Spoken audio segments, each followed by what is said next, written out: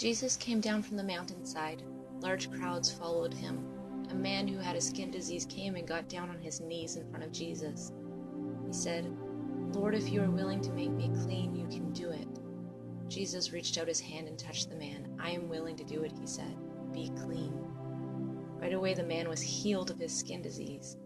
Then Jesus said to him, "Don't tell anyone. Go and show yourself to the priest and offer the gift Moses commanded.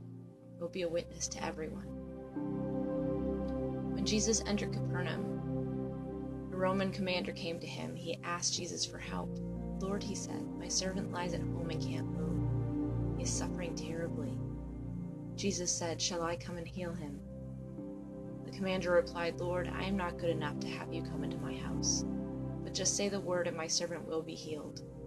I myself am a man under authority, and I have soldiers who obey my orders. I tell this one, 'Go,' and he goes. I tell that one, 'Come,' and he comes. I say to my slave, 'Do this,' and he does it." When Jesus heard this, he was amazed. He said to those following him, "What I'm about to tell you is true. In Israel I have not found anyone whose faith is so strong.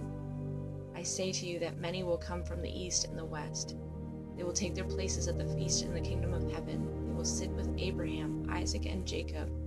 But those who think they belong in the kingdom will be thrown outside into the darkness. There they will weep and grind their teeth." Then Jesus said to the Roman commander, "Go. It will be done just as you believed it would." And his servant was healed at that moment. When Jesus came into Peter's house, he saw Peter's mother-in-law. She was lying in bed. She had a fever. Jesus touched her hand and the fever left her. She got up and began to serve him. When evening came, many people controlled by demons were brought to Jesus. He drove out the spirits with a word. He healed all who were sick. This happened so that Isaiah the prophet had said would come true. He had said, "He suffered the things we should have suffered. He took on himself the sicknesses that should have been ours."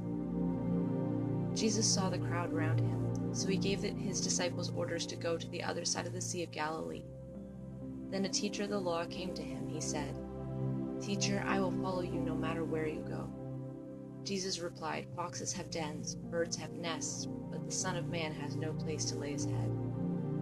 Another follower said to him, "Lord, first let me go and bury my father." But Jesus told him, "Follow me, let the dead bury their own dead." Jesus got into a boat. His disciples followed him. Suddenly a terrible storm came upon the lake. The waves crashed over the boat, but Jesus was sleeping. The disciples went and woke him up. They said, "Lord, save us, we're going to drown." He replied, "Your faith is so small. Why are you so afraid?" Then Jesus got up and ordered the winds and the waves to stop. It became completely calm. The disciples were amazed. They asked, "What kind of man is this? Even the winds and the waves obey him." Jesus arrived at the other side of the lake in the area of the Gadarenes. 2 men controlled by demons met him. They came from the tombs. The men were so wild that no one could pass that way. "Son of God, what do you want with us?" they shouted. "Have you come here to punish us before the time for us to be judged?" Not very far away, a large herd of pigs was feeding.